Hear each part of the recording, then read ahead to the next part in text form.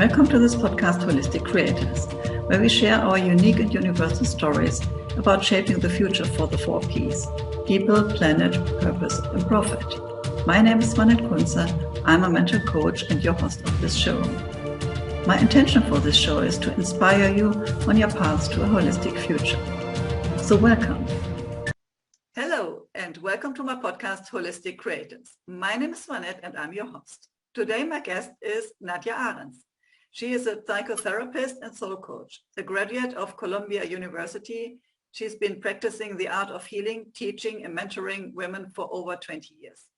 Along with working one-on-one with women, Nadia leads workshops, online groups, and retreats. She is also an advanced clinical hypnotherapist and uses the creative and spiritual modality in her work. So welcome to my show. Thank you for having me. So tell me a little bit about your story. What happened to you that you became what you are now?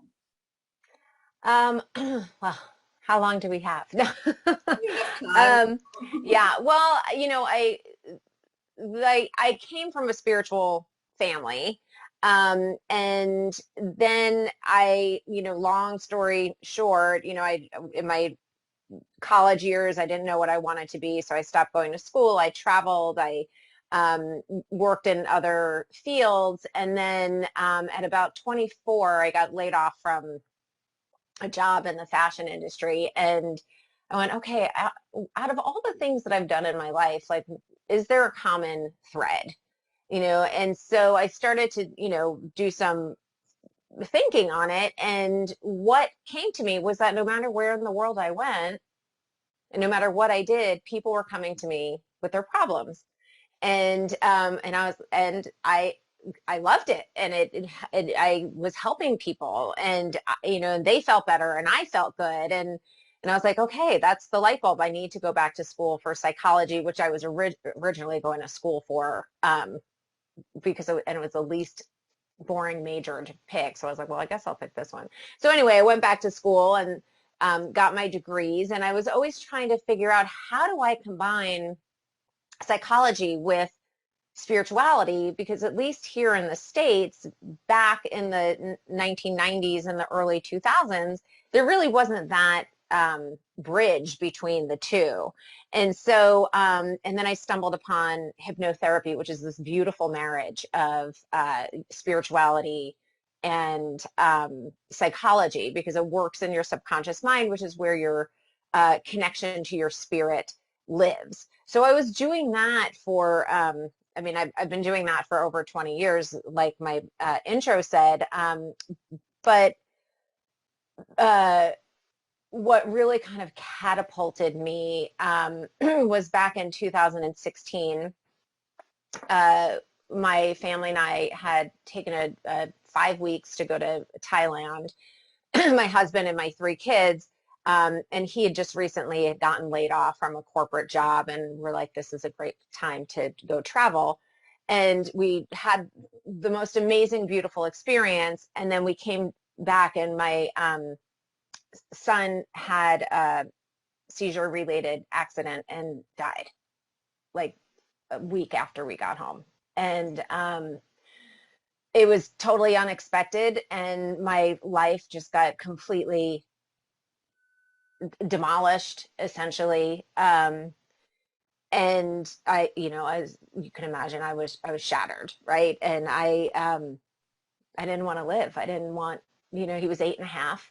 I had, at the time, my daughters were 6, almost 7. They're twins. And I just didn't want to live. I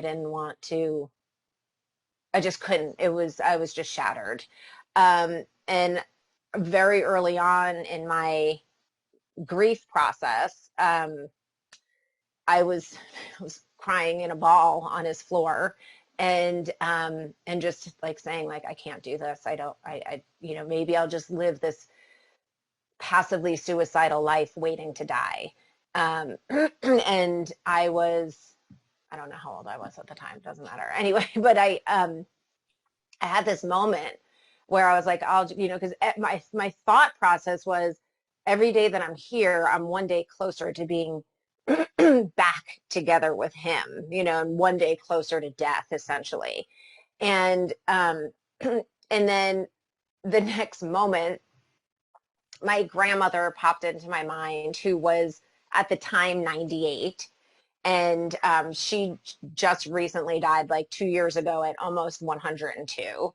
And so I just went, shit, I'm likely going to be here a really long time because I have a lot of her genes, you know. And in that moment, I was like, okay, I could either live this victimized life waiting to die, or I could transform the shit out of the worst experience that I will ever experience in my life. And in that moment, as hard as it was, I, you know, got myself up, like literally and metaphorically off the floor. And I was like, okay, what are all the tools that I have from my career and my life experience to help me transform? And it wasn't like, okay, I'm going to get up and I'm going to transform. It was really one breath at a time. You know, people say one day at a time or one step at a time. And for me, it was like, okay, this is one breath at a time. And so I was like, okay, every day I just have to be in his room and cry and feel all of my feelings, no matter how intense they are. And I have to journal, because that was always a tool that I used to get me through hard moments. And I would write, you know, I would write about the experience. I would write to him. I would, you know, just purge it all out, you know. And then I would meditate, and I would imagine myself with him in this really beautiful place. And as the months, you know, progressed, I slowly then was able to, you know, incorporate movement back into my life, which is so helpful, just to move your body and process your grief or whatever intense emotion it is, or any emotion really.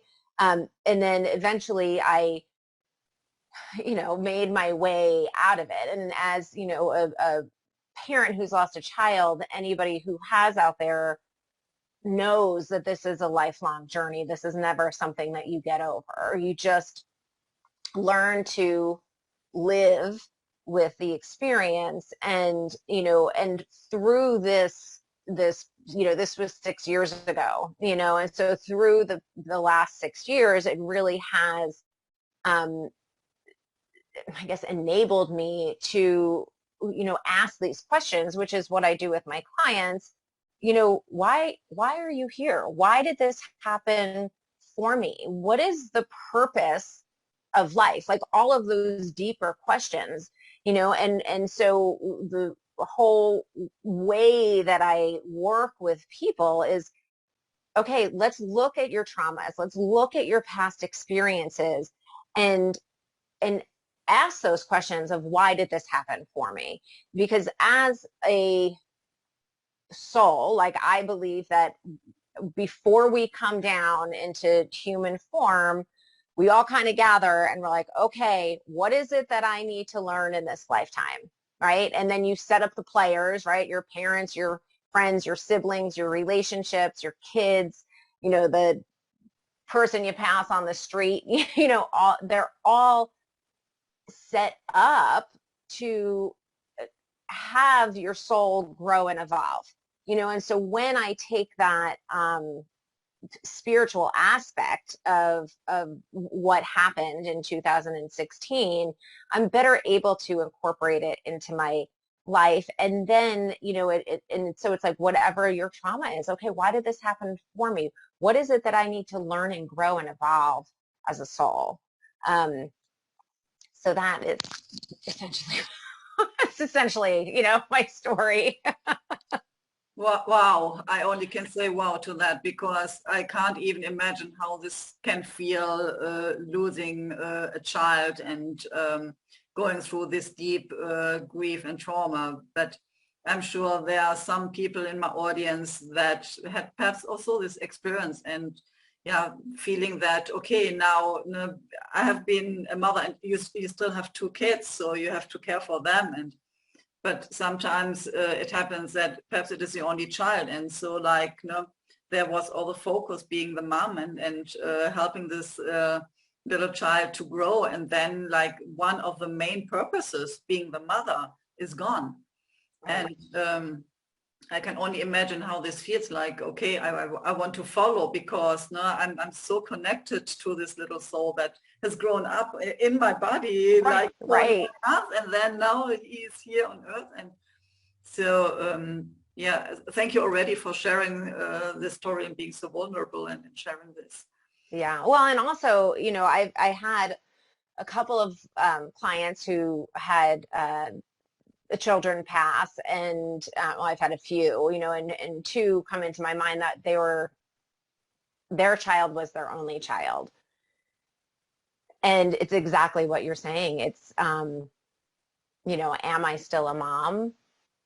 How does it, like, because we have so much of that identity attached to us as being a mom, because it is such a powerful experience of, like you said, growing a baby, a little human spirit in your body, and then giving birth to it, and then caring, and so, and for them, it was a whole nother level of processing, and how do I identify, and part of my healing process, and what I, share with, other grieving, not only other grieving moms, but anyone who's experienced death, because death is that great unifier.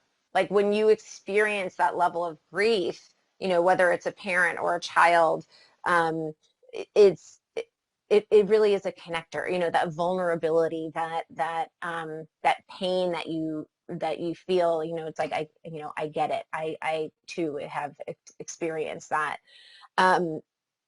And there's still, it's like learning how to have a relationship with that person who's passed on, just in a different way.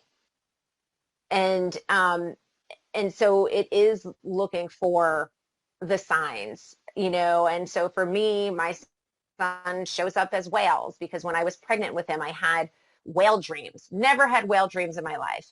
And I was having whale dreams. And then after he was born, I never had a whale dream again.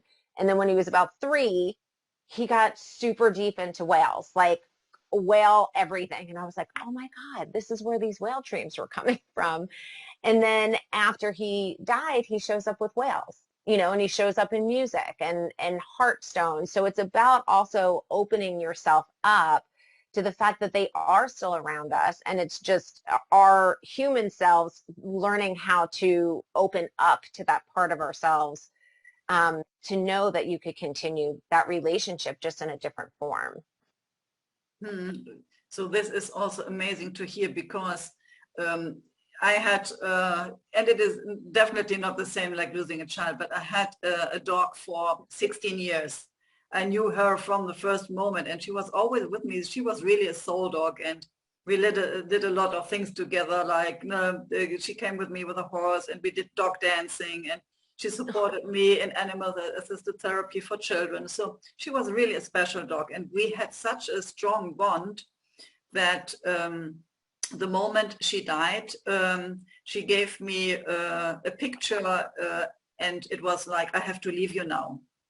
And it was so incredible, because I was outside in the garden with my brother who visited me, and I got this picture, and as I told him, yeah, Tyra just sent me this picture, she has to leave me now. And he said, oh, I didn't hear anything. She didn't bark. I said, no, it was really kind of a picture. And so I went inside, and she was lying on the sofa, the eyes wide open, and was breathing hard. And again, I got this picture, I have to leave you now. And 15 minutes later, she died in my arms. And for me, this was really like, I was in such a grief for a long time that, yeah, people told me, why don't you get another dog? And I said, no, it is not the same. And I still have this connection. I can feel her sometimes around me.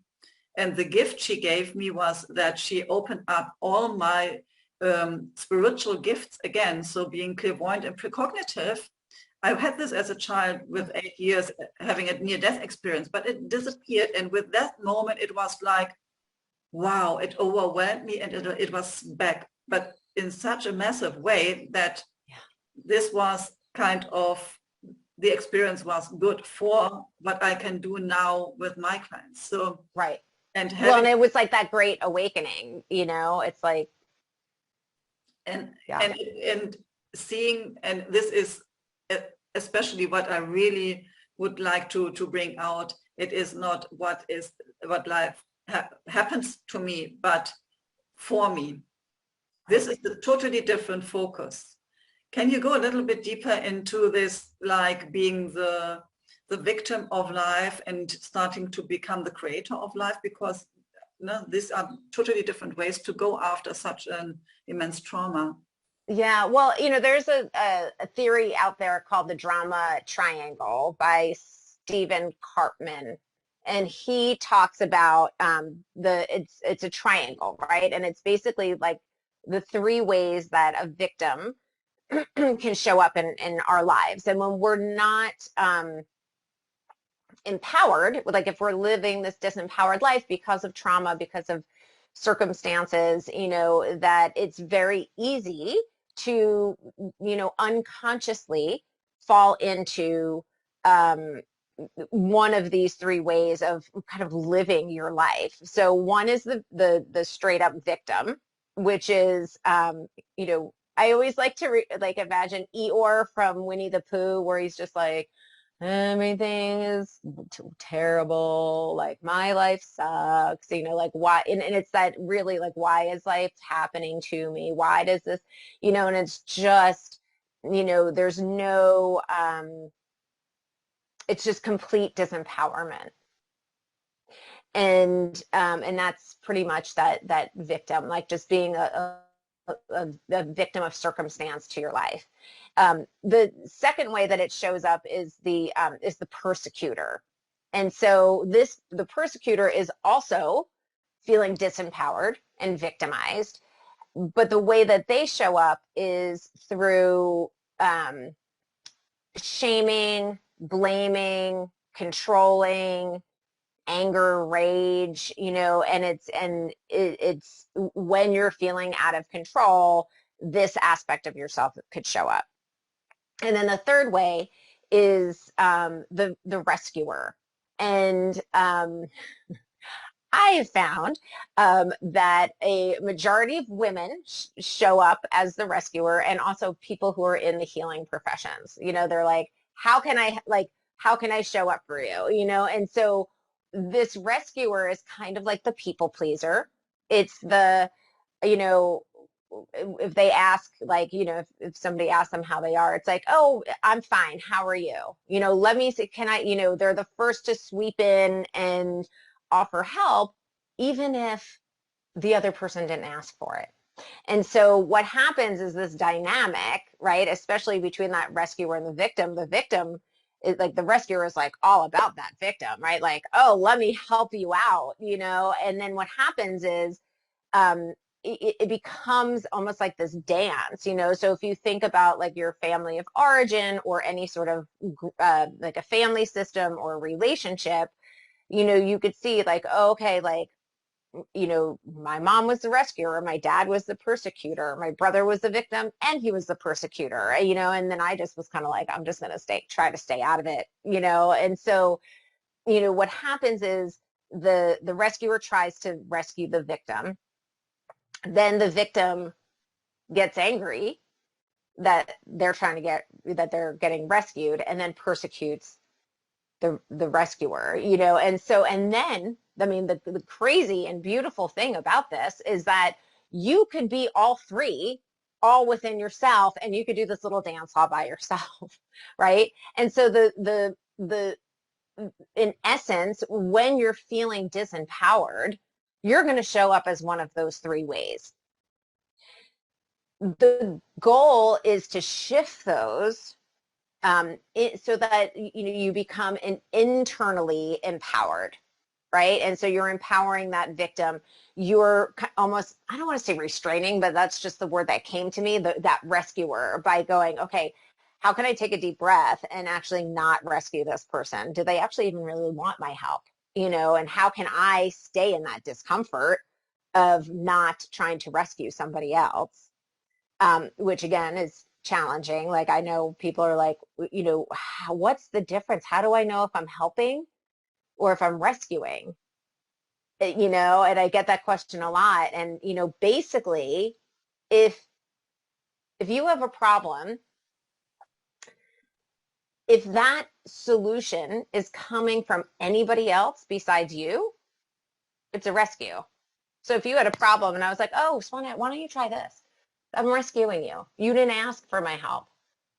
And so you could be a support and, ask them like, would you like feedback? Do you want me to just sit quietly? Because a lot of people need to process out loud. I'm one of them. And so when you ask, if you just ask that question, would you like feedback? First time I heard that, I was like, what? You mean you're not just going to lob suggestions at me like my family does? I was like, am I open to feedback? Well, yes, I am. And so, and in that question, that person who has the problem or the issue or the challenge gets to check in with themselves and say, yeah, that'd be great. Or no, I'm okay.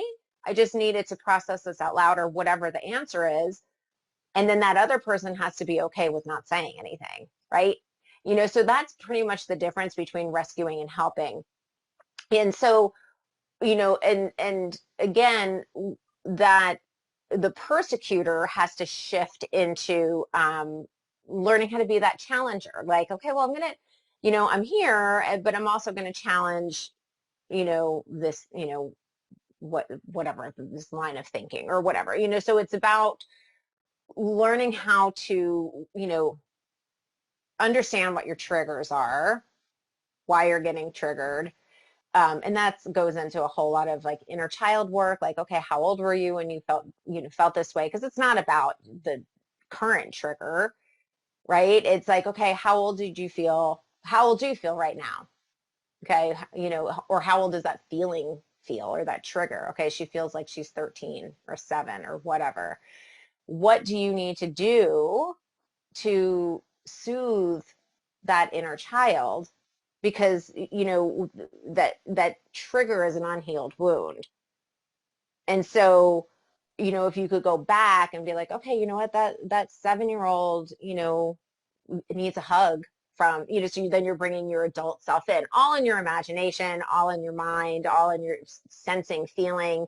It's about closing your eyes and going, okay, let me give that little girl a hug and love her and nurture her, because those triggers and how they come out are also shadow aspects of yourself. And people are like, I don't want to have anything to do with my shadows. I just want to get rid of them. But you can't, because they're part of you. So you have to learn how to love them so that you could eventually be like, you're essentially reparenting yourself, and so when you're in that process, it takes some time, especially if you're, new to it.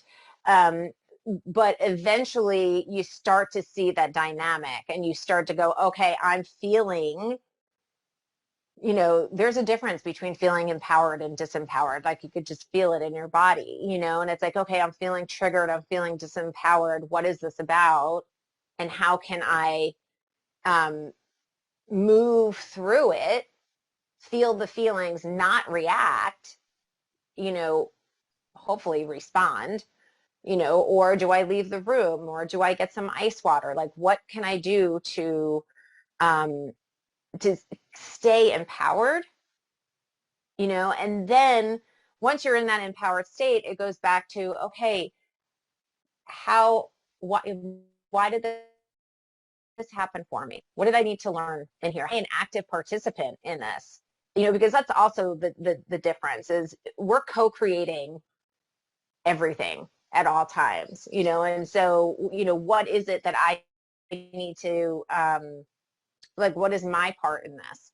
just learning how to be introspective. And it's all about learning how to be in relationship with yourself, because once you're in relationship with yourself and you give yourself grace and compassion for all these, for all the shady parts, for all the shadow parts, and all the light parts, then it's like a ripple effect. Then you essentially are having not only healthier relationships with yourself, but healthier relationships with the people around you. Yeah, so that's a really lengthy way to answer that question. Yeah, but this is this is definitely so helpful. But what I see is that often people stay in this victimhood and are not able to step out, and perhaps going also to blame others that something happens to them, that they are not the ones that are the creators. And so the first step is understanding your process, understanding your triggers, understanding what kind of emotions are still involved, what is the trauma exactly, and then to step out of this victimhood and becoming empowered to even be able to ask this question, what was this good for? Yeah. Right. Well, and it's it's a lifelong journey, right? We're essentially in Earth school, right? We're these souls having these human experiences, and and people who are very locked in, for lack of a better way to put it, to that victim. It's you may not be able to go it alone. This is where you get a therapist. This is where you get a therapist that specializes in trauma healing, and so it is a lifelong journey. And and it's also, maybe in the grand scheme of things, on again that soul level, you had to learn about being a victim in this life, and it might just be a whole lifelong thing. And so, and it's funny because I was just reading about this too, is every player, it's like, if you had to learn about forgiveness, as a soul in this lifetime, you may set up with an ex-boyfriend or an ex-wife or whatever. I mean, an ex-wife in this lifetime, but you might set up as that soul of, okay, you're going to break my heart in this lifetime. And it takes two, because I have to learn about forgiveness, and this is how we're going to set it up. And so it's from a spiritual level, it's a different plane. But when you're stuck in it, or when you're in that position, I should say, you get that help, heal the trauma, because those traumas are where the transformations are, if you allow them to be that. We have post-traumatic stress disorder, right? And there's a whole bunch of literature out there that is shifting it to post-traumatic resilience. And so when we start to look at, and again, in my personal life, I'm like, I had these two little itty bitty daughters who are now going on 13. And I'm like, oh my God, how is this experience of losing their brother, how is that going to affect their life? And I would, part of the occupational hazard of being a therapist is really going down these rabbit holes of, oh my God, how am I screwing up my kids? But then it's like, okay, this is part of their journey. They also, on that level, signed up for this. And I, as the parent, have to be able to, that was my dog moaning. I have to be able to support them, and guide them, and really just be present for how their experiences are going to shift and shape their world. And so I don't remember what even the question was that you asked me. But it is, it's it is going to affect their world the same way it affected my husband's world, our family's world, our community's world, my world. And it's not easy. So, people want spiritual growth, and it's messy and it's hard, and it's digging deep within yourself. It's not like, oh, let's just meditate in a field of flowers. That's kind of more what I call, what's called spiritual bypass, where you're not working on any of those earthly challenges, and life experiences and traumas, because we've all been traumatized. It's just at different levels of it, really. Our first experience being born into this world is traumatic. That's our first life experience of, okay, this is gonna be okay. All right, this is what it's gonna be like, and so it's really learning. Just the first step is and I always tell this to like first time clients when it's their first time in therapy, like, if you look at therapy as a tool for self-growth instead of something's wrong with you,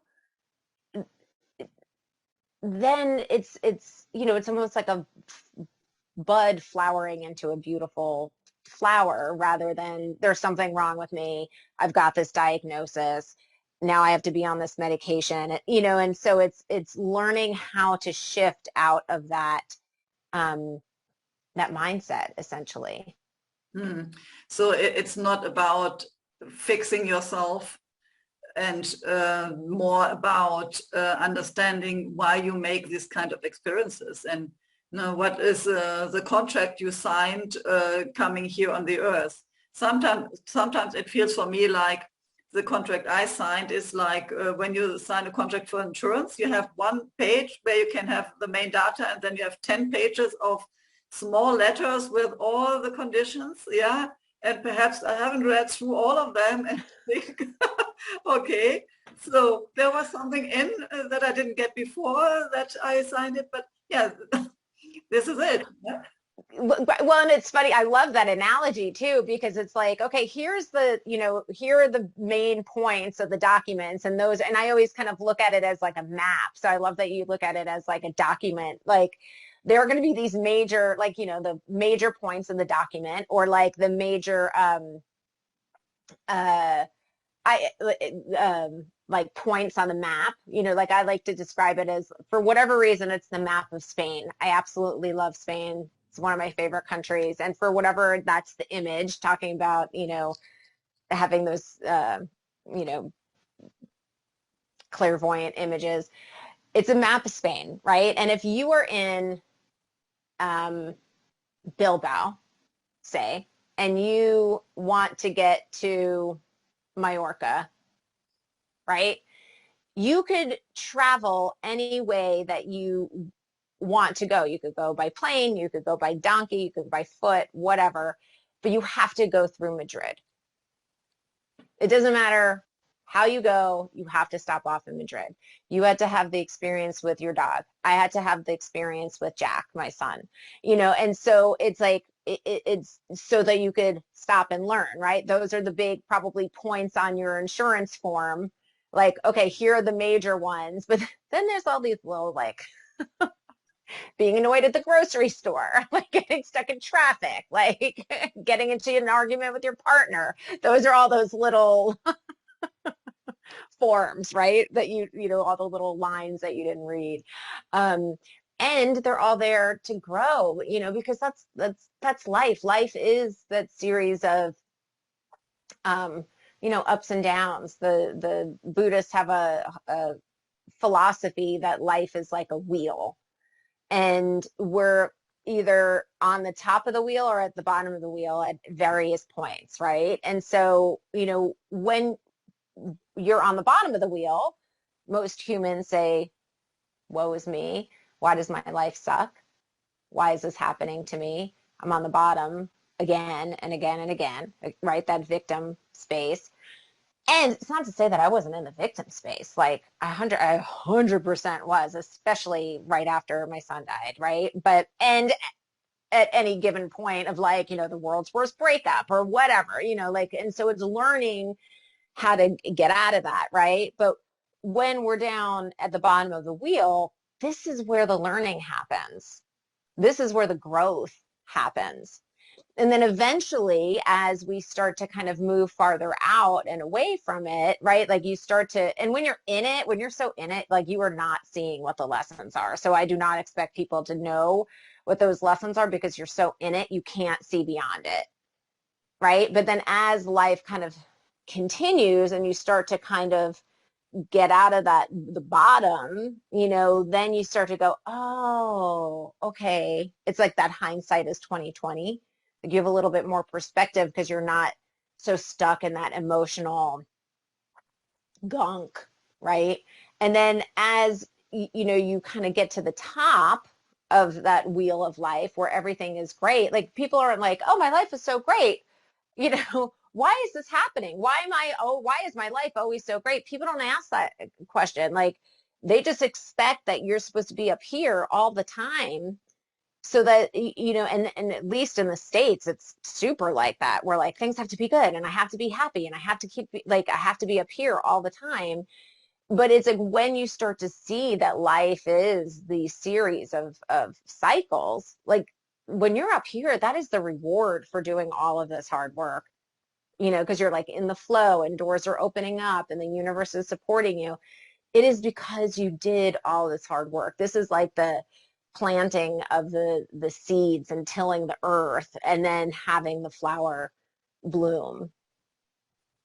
So but when you're up, and that also helps with detachment, right? Because the attachment is suffering, and so the more you could see that everything is transient and everything is in constant flow and people are in and out of your life, whether through death or divorce or whatever, it helps you not be so attached to a person, an outcome, an experience, and with that, it's like, okay, like I know one of my lessons is loving detachment, because if I got attached on to God, I mean, and every day still, I wish he was here. I wish this didn't happen to me, but then I'm like, okay, it did. And I'm learning how to have another relationship with him. And so, but if I got attached to that, it would only create suffering, like immeasurable suffering, and so the more that you could release that attachment and feel like, go, okay, feeling sad, okay, let's breathe through it. If I have to cry, I'll cry. Knowing that everything is transient, like helps you release that suffering years out, not right back when it happened. Yeah. Yeah, for me, what you're describing is another tool that is very close to that. It's called the hero's journey. And yeah, it is always like, you're at a certain point and your life is somehow okay, or you're even happy, but then something happens and you're feeling really miserable and you're going down, kind of through hell. And often at this point, people come into your life to help you. In the hero's journey, you're not going alone. Right. And and this will bring you up to, your learning experience in this pivotal moment, and you then rise again and end up at a higher stage. Right. So this is not even a circle, it's kind of a spiral even, and understanding this tool, what you described, or looking into the tool of this hero's journey, this is important because then you can understand, okay, going through this process will help you to come to another level. Right. Yeah. And I love the hero's journey. I'm so glad you brought it up because that is something that I work with, and then you're living this, status, the hero, and we're all heroes of our own journey, and the you're living this status quo life and then something happens. And the first thing that hero does is resist the call. I don't want to do this. I mean, that was me. You know, it's like, I don't want to do this. I don't want to do it, you know, and then you're like, okay, I don't really have a choice, but I got, you know, and I do believe that you always have a choice, but part of that is I'm about to embark on something really painful and really different and hard and challenging, you know, and then it's about, you know, stepping on that path and then finding that mentor, that those allies to help you along the way, you know, and eventually there's the slaying of the dragon, right? The dark night of the soul, like, and that's when you surrender to that inner world, that your spiritual self, where you're just like, okay, God, the universe, I need your help, you know, and then you slay that dragon, whatever it is. And there's a great book called The Heroine's Journey. Have you heard of that? Maureen Murdoch, The Heroine's Journey. It's great, and it's basically the woman's perspective, where we're not like, our slaying of the dragon is essentially allowing ourselves to go into that cave and be in the darkness, no matter how scary or painful it is, because it's going within that cave, so to speak, or that cocoon, that's actually going to heal us. And, you know, and then the rest of that hero's journey is bringing that elixir, all those nuggets of wisdom that you learned along the way, back to your community, you know. And so I'm a huge fan of the hero's journey. And when I teach my clients about that, like you said, it opens up a whole new perspective of thinking. You know, and so when you start to look at your past experiences, your traumas and whatnot, there does seem to be a theme, you know, when you start going, oh, okay, here it is again. This is how it showed up this way. This is, you know, then you start to see that big insurance package or like, or map, and go, oh, this is what I'm supposed to learn in this lifetime. This is how I'm supposed to show up. This is, you know, what I'm supposed to do, you know, whether it's a firefighter or a writer or a therapist or a, you know, a businessman who's really good with numbers. Like, there's purpose in everything.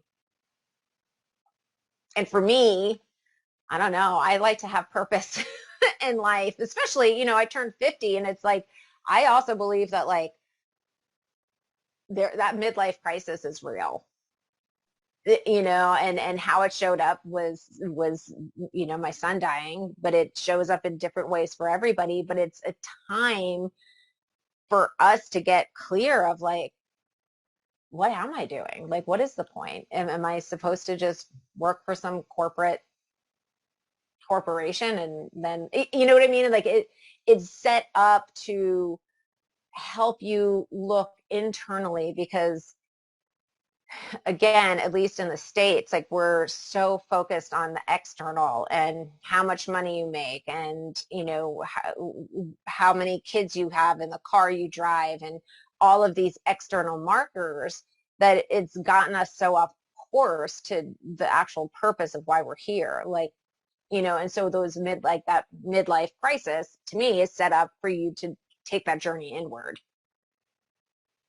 Yeah, so what I also hear is that for me, this kind of midlife crisis was, I was close to a burnout and decided, okay, I don't want to continue working the way I worked before. So I left Germany, went to Madeira, gave myself half a year of a sabbatical, contemplation, going really inwards, figuring out, okay, what is it that I want to create for the next period of my life? And this is totally different than what I have done before. But also it was like coming to the next level of consciousness. If you know the tool of spirit dynamics, and what you described, like, you know, looking outside the material things, it's very much like being people on the orange level. So what is the next level you go into while you have this experience? Either it is a trauma, or it is a kind of midlife crisis. What is the next level that you step into that will bring you closer to the purpose of your life. That's great. What is the name of that? I didn't hear. Well, you said Spiral dynamics or Graves model. It's a model about the growth not only of the individual consciousness, but also about societies. Very interesting concept. Yeah, I am reading a little bit about that, like with my spiritual teacher is teaching us a little bit, we're getting into all that, but it's true. It's just like, it's not only just our journey, it's like how as a society and as humans on this planet, how can we collectively heal so that we could essentially also save our planet, you know? And I think about COVID, and again, why is this happening for us? And when it first happened and everybody went into lockdown, I was like, this is a global retreat. This is good, you know. And there were dolphins in Venice, and it's like, you know, the air was like, everything shut down. And, you know, I'm really big into the mind body connection and the chakra system. And I was like, okay, this is affecting our heart chakra, which is all about unconditional love. And what is it that we have to learn as humans so that we could heal? And I also thought it was a big system buster, right? It was just like school systems, governments, you know, political systems, like, you know, all of it, it just got broken from it. And I was like, okay, I know that this is really hard and really challenging. And this hopefully will start to also be this great awakening of, you know, and I'm seeing it now where companies are asking their employees to go back to the office, and you know, there's a lot of resistance to it, you know. And I'm like, this is good, you don't have to do it, like, you know. And so again, you know, an awakening. So like sometimes, again, this is kind of like a midlife crisis, but for the planet, you know. So it's like, how do we want to live more intentionally, you know, not only for ourselves, but for our loved ones and for humanity and the planet. Yeah, absolutely. I see it the same way. And it is always like from inside out.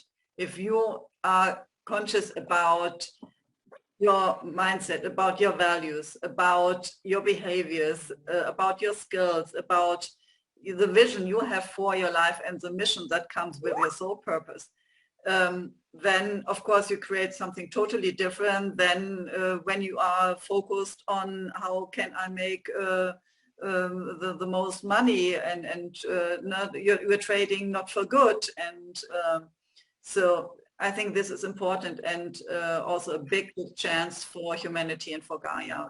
But we can now create, as people had the time of isolation, sitting with themselves and figuring out if they really want to step back into their old life, or if someone else is coming up and they perhaps got the call and now want to create a better future for all of us. Yeah. Yeah. You know, you know, I love that they call it the Great Resignation. And I was like, yes, like, come on, come over to this other side of, you know, really exploring yourself. Because again, like when you start to dip your toe in and go, like, and again, it was forced. I had clients who were, you know, are single and lonely and, you know, and I mean, I think everybody on some level is lonely. You know, I got a joke. I live in a house of introverts, so I'm the only extrovert. My son was an extrovert too. I'm just like, oh my God, you left me with all these introverts, you know. And so, you know, I always joke that COVID was like an introvert's dream of like, oh, this is great. I don't have to deal with anybody. I don't have to hug anybody. I don't have to do. And I was like, oh! Let me out. I just want to see my friends. You know? But it is like when you're forced. Sometimes it has to be forced if you're not kind of waking up to that call of, this is time, people. This is time to go within. It still is. And I always go back to, like, even in my 20s when I first started embarking on my journey of life, I was like, who am I? Like, who am I if I'm not somebody's girlfriend or somebody's friend or somebody's daughter? Like, who is this person? And I was like, well, I'm gonna be with this person for the rest of my life, and I want to get to know who this person is. And so, just be curious about who you are and why you do the things that you do. Because I think a lot of times, we look to somebody else to fill us up, or to, get rescued, like the whole Cinderella concept, or you complete me, and it's like, if you're constantly looking to somebody else to fill you up, you're never going to be filled, but the more that you learn about yourself, again, it's like a ripple effect. So I always say, like, the best relationship you could ever have is the relationship with yourself. And then because of that, you're going to have healthier relationships with other people. Yeah, absolutely. If you ask people the question, who are you in your true identity? They will come up with all the roles, like all the hats they're wearing. So I'm the employee of whatever company, I'm the mother, and I'm the daughter, and I'm the friend of, and I'm the trainer of. But asking about who are you truly in your identity, there is often no answer. And sitting with yourself, figuring this out, I think this is immense. Yeah. Yeah. And, the most authentic version of yourself is that soul part of you, and it's like you're born into this life as this, like, shiny, beautiful soul, and then you get, you get it, like, you signed up for this, conditioned by your society, conditioned by your family, by schools, by your jobs, and then and then you're conditioned, and then the goal, for lack of a better way to put it, is to decondition yourself and go, oh, okay, well, I was told that I had to go through school, get married at 25, have my first kid at 27, buy the house with the white picket fence and have the dog and all the things. And, and a lot of times people don't even stop to ask, is this even what I want? It's just, oh, this is what you're supposed to do. This is what society tells us. So it's also about questioning society and questioning how you were raised, and there's beautiful aspects and there's not so beautiful aspects of both. And then it's about, well, what do I want to incorporate into my life and what do I not? And again, it's that choice, but it's like we're just kind of fed, this is how you're supposed to be as a human in this country, and so you have to start to really question, okay, what do I subscribe to and what don't I?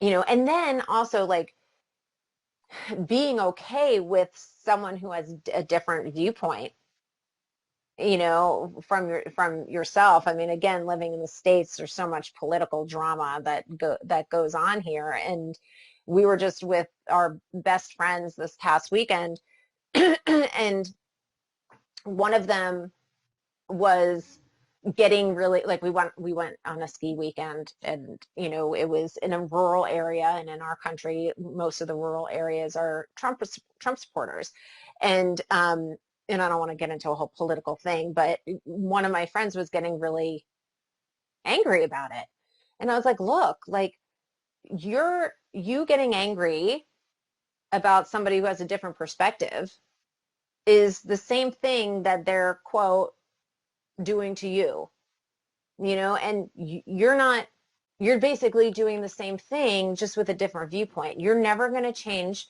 somebody's belief system. They're never going to change yours. So, kind of let it go. And like, maybe send love to the people that you're hating on. How about that concept? I was like, with everything with Trump, I was like, I'm just going to keep sending him love. I'm just going to keep sending him love, and it's like, so, and also it's looking at like, okay, what's getting triggered in you, because so it's about also going, you know what, that person is on their soul journey. If they want to have a flag flying in front of their house, that's part of their journey. And you getting angry about it is only hurting you. I'm not saying don't sit back and do anything if your call is to go be proactive in politics, but ask yourself, like, how are you any different from how they are if they're hating on you? You're doing the same thing. This is very interesting, because as soon as you change the country, or other people from other countries come into your house, you will be confronted with your conditioning. And my parents always had this open house. So we always had people from other countries, from the US, from France, from Poland, in our house during our vacation. So we were confronted with very different perspectives on politics, on culture, on whatever. And we had a lot of discussions about that, but also kind of being, aware of, okay, this is only my perspective because I'm grown up in this country. And right. So now also leaving Germany, coming here to Madeira, to Portugal, sometimes I observe myself like, okay, this is German conditioning. Like the way to behave is not the same here, and people staring at you like, okay, she's German, yeah, so she's behaving this way, this is normal. It gives me a good mirror, because I recognize this and think, okay, I just stepped into this trap. And but you make a really valuable and great point. Is I've traveled like I've put on a backpack and gone through Asia, I've gone through Europe and all over essentially. And I always find it's like, not only are you learning about different cultures and experiences, but it's like you're also learning so much about yourself, right? And when I spent like a year traveling through Asia back when I was like 30, I was 30. It was right after 9/11, and I'm from New York, so I was less than 2 miles from ground zero from the World Trade Center when it happened. And then 4 months later, I took off and just went traveling. And it was really interesting. And I would test it out. If I said I was from America, people, and you're traveling through Asia, there's tons of backpackers from all over the world too, right? There was a distinct difference. If I said I was from America, they thought I was one of those dumb American tourists, which I am agreeing. There's tons of them, right? But if I said I was from New York, it was a different response. It was like, oh, okay, you're from a global city. It was just more of a global, I was like, oh, this is fascinating. And then also to and again, it was post 9/11, and to get different perspectives of what had happened from people from different countries too, and so conditioning is it's kind of a really funny thing, and it's and even like I live in Seattle now, and there's difference, there's that saying, you could take the girl out of New York, but you can't take the New York out of the girl. And again, I think that's really true. I come out here and I'm like, if you have a problem with me, then just tell me if you have a problem with me and we'll talk about it. Or, my husband jokes that I'm like a New York taxi driver when I get in the car, but in Seattle, it's more reserved, and it's the people aren't very expressive, and so it's like, oh, whoa, okay, this is also like a different country, you just, so it's really just, I love what I do because I find that I'm like, I just love studying humans. Like, I think humans are fascinating. We're just fascinating creatures, you know, and it's all, again, like your family of origin, the culture you grew up in, the country you grew up in, you know, and how we unconsciously subscribe to this conditioning until you have that wake up.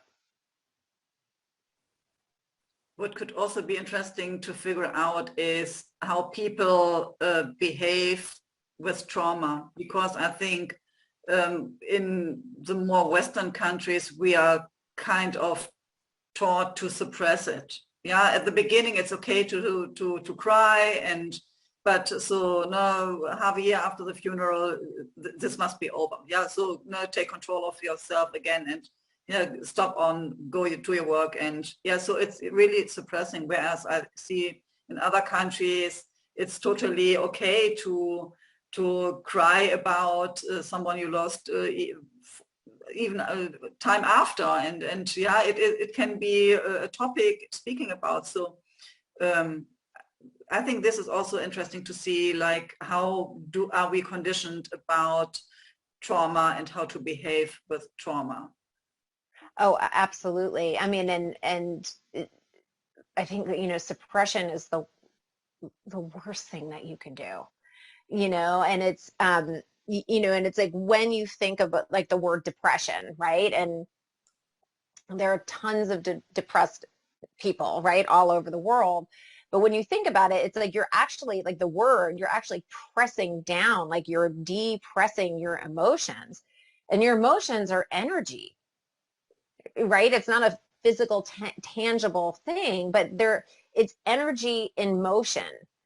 You know, so if you're crying, that emotion is getting expressed. If you're angry, that emotion is getting expressed. Like, you know, express your anger in healthy ways, everybody, right? But if you're suppressing it or repressing it, it's got to go somewhere. And so it's going to get stuck in your body, you know, and then if then it'll create dis-ease. It'll create a disease, you know. And again, thinking about COVID and how it affected everybody on this planet, and it all affected the heart. We have to learn how to be unconditional. We need to learn to heal our heart, our grief, our anger, you know. And so um, part of what I do with hypnotherapy is getting people out of their heads. Like, we are so ridiculously in our heads all of the time that it's learning how to shift from thinking about something and analyzing something and, you know, figuring it out, to dropping into your body. Okay, where do you feel that anger? Where do you feel that sadness? Where do you feel the fear? Where in your body? And then when we shift into the body, you know, we're shifting also into that subconscious mind where those ego defenses aren't available. And then we get to heal on a deeper level, and we get to express whatever feelings needed to be expressed. And the more that we could release those emotions and clear out the psychological and emotional gunk, the more spiritually aligned we become, you know. And so it is about learning how to shift out of your head and into your body so that you could feel and not suppress anything, you know. And part of the process and the hypnotherapy work is, you know, if somebody goes back to a trauma that they, you know, it's regression. So, you know, I bring them through this beautiful, like, meditative state to get them in, because hypnotherapy is just essentially doing therapy in a relaxed state. And so when you're in that meditative, calm space, you're entering your subconscious. And your subconscious is where your feelings live, your spirituality, your creativity, all of your bodily functions live there, your creativity. And so when we're accessing that part of ourselves, which we're already in 90% of the day, um, we heal on a deeper level, and we heal more quickly. I know when I was first doing my training, I was like, I had 2 sessions. I was like, I feel like I just had 6 months of therapy. Like, oh my God. And I was queen of being in my head at that point, and so when we allow ourselves to like go back to say, like, going into this regressive form, like, okay, we're going, something happened currently, now go back to the first time you had that same or similar experience, and then you go back to, someplace in childhood, say, and then you get to express to that parent, that teacher, whoever harmed you, right? You give that little child a voice. And then once they're done expressing whatever they need to express, then we ask, okay, so what old negative conclusion did you draw about yourself at that time? What old belief did you create? I'm not worthy of love. I'm a bad person. I'm not lovable. I'm not worthy, whatever it is. And then the next question is, how did you decide to behave based on that conclusion? Okay, well, I'm going to become a people pleaser so that I could get love. Whatever, for example, that's a good one. It's a good one. It's a big one, right? And so then from there, so that you're healing that aspect that needs to be healed, but then you're also gathering information of kind of part of that soul journey. Okay, what is it that I have to learn and heal and unlearn? So then we do some inner child work where you're parenting your child and you're doing this healing completion aspect. And then towards the end, then I say, okay, because the subconscious is like a sponge, it's also kind of like a computer, right? And you could reprogram the computer. And so it's like, okay, let's change those old negative conclusions and decisions. What new ones do you want to replace them with? Because it's always those subconscious thoughts, like those, oh, I'm not worthy, or I'm not good enough. And then, it's just kind of running in the background of your life. So if you could go back, heal it, and then put a new background in there, then it's like, okay, I'm worthy and I have healthy relationships in my life, or, whatever it is, but you're changing those two things, and then just like anything, the more you do it, the more you grow, the more you evolve, and the more you heal, essentially, and so to, go back to that trauma question, the more that we could go back and heal it. And I always say, no matter what it was, you've already gone through it and you're strong enough to go back and grab those kind of nuggets of wisdom so that you could actually learn and heal from it too. And one of the biggest questions I also get is, what if something comes up that I didn't know about? Or, I don't know if I'm ready to go back to that trauma, and it's like your subconscious is where your spirit is and where your soul is and your higher self. And it's way wiser than this little ego mind that we run on and we think we should be using all hours of the day. And so when, it's like, if your higher self doesn't feel, believe, whatever, know, it's like, if you're not supposed to know about it, it's not going to come up because your wise mind is going to protect you from it. If it comes up, it just shows that you're strong enough to work with it and heal at that point. So what are typical questions or challenges people come to you with? Everything and anything across the board. Well, a lot of times people, they get stuck, or they have a pattern in their life that keeps coming up and they can't figure it out, and so hypnotherapy is a great tool to use to unhook those patterns that you can't figure out. People come for trauma, they come for grief, they just, any reason you would go to therapy for, you could do with hypnotherapy, and so a lot of times people just come to me for therapy, and then within that, they also get the hypnotherapy, and I go as, I'm a believer in baby steps too. So it's about kind of, hey, let's bring you to a favorite place and let's get you all comfortable, and I'm kind of working up to the deeper work. And then sometimes people are like, I'm ready, let's go for it. So, anxiety, depression, trauma, divorce, relationship. I get a lot of women with, relationship challenges that they're like, okay, I don't understand why I keep attracting the same person, or what is it that, or I'm a people pleaser and I'm exhausted and I'm resentful and I'm overdoing and overworking, and so I need to learn how to regulate my nervous system. And I need to learn how to be, like you said that burnout is what kind of got you to where you are. And it's just, we're again conditioned to overwork and keep going and keep doing and keep achieving, that, eventually your nervous system is going to be shot, and then you're going to have to heal and learn how to be. Because I think a lot of women don't truly know how to be and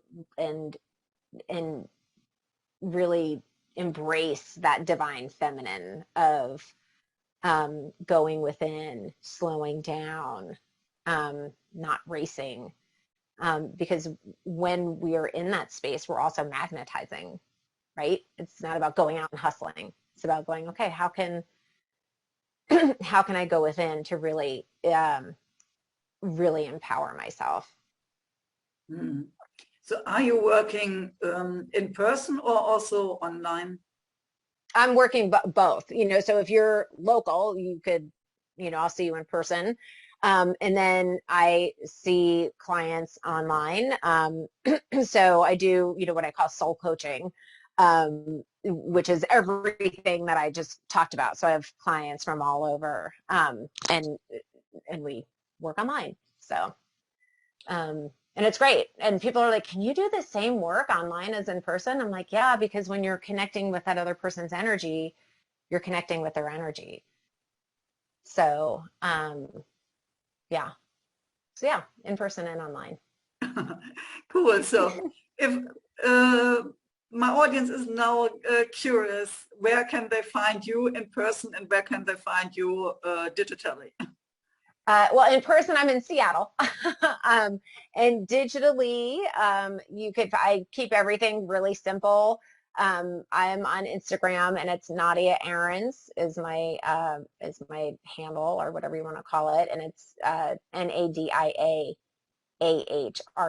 There's always two A's in there, or on Facebook, and then my website is NadiaAhrens.com. Okay, so to make it simple, I will put the links in the show notes. And is there anything that I didn't ask you that you want to add to our conversation?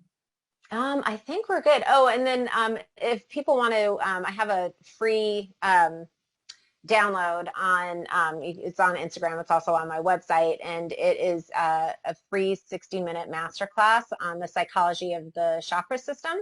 And so if you're interested in learning more about the mind-body experience, it is a great overview. And you can find that, like I said, on my website. Wow. Thank you so much also for this gift. And thank you for being my guest on this show. Thank you so much, Swanette. It was really, truly a pleasure. Okay. Thanks for having me. Speak to you soon. Bye. Thank you for listening or watching my podcast, Holistic Creators. If you want to know more about how I can help and support you, have a look at my website, spiritualchangemaker.com. You can also join my Facebook group, Spiritual Changemakers Community. Stay tuned for the next episode by subscribing to this channel. And you also can check the previous episodes.